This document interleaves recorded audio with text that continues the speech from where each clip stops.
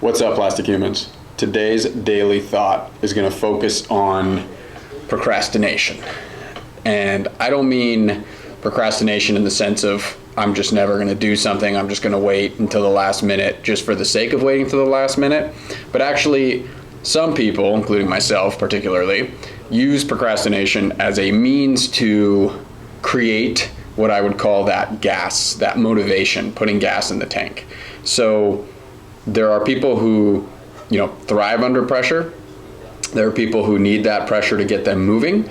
And then there are people who buckle under that pressure.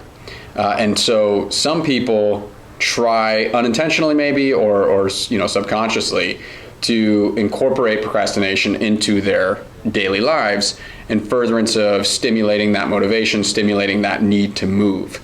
And this is a very unhealthy approach to your daily demands. And the reason why is typically you would think, okay, if I have a laundry list of chores, a laundry list of things that I need to do, wouldn't it make sense to get up and just tackle those things? If you have the time, why not just take care of them?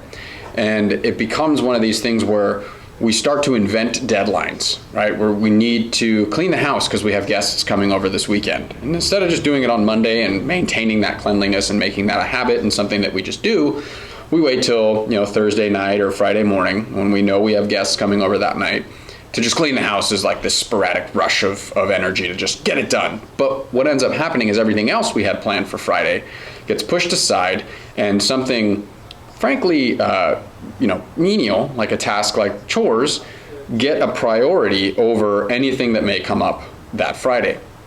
And so my thought for the day really circles around, are we using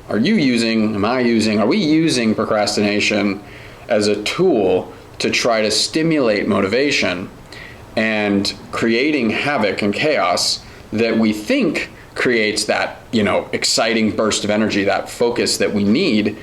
Or are we actually creating more work for ourselves by waiting? Because all of that time that we've waited, Monday to Friday, could have been utilized in ways that were more forward thinking. Meaning, instead of sitting around waiting, you have a plan, instead of sitting around waiting to do the thing that you've already planned, you're avoiding it.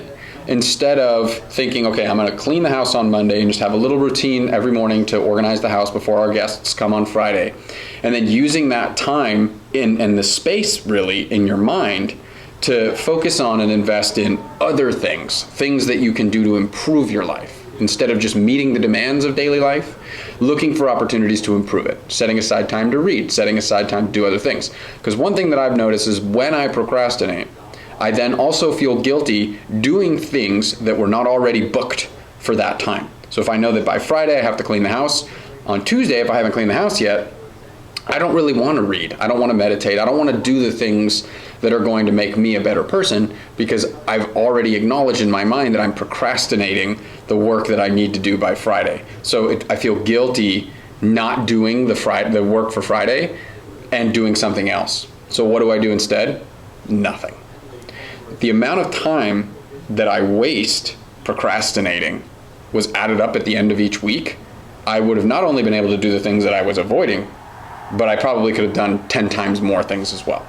So my thought for the day, for you, for me, what are you not doing today that you could be doing that you're just putting aside? And maybe let's tackle that thing so that we can create space and time for the future, for the rest of this week, so that we can then tackle new things, do new ideas, maybe start that thing that you haven't started yet because you're so busy.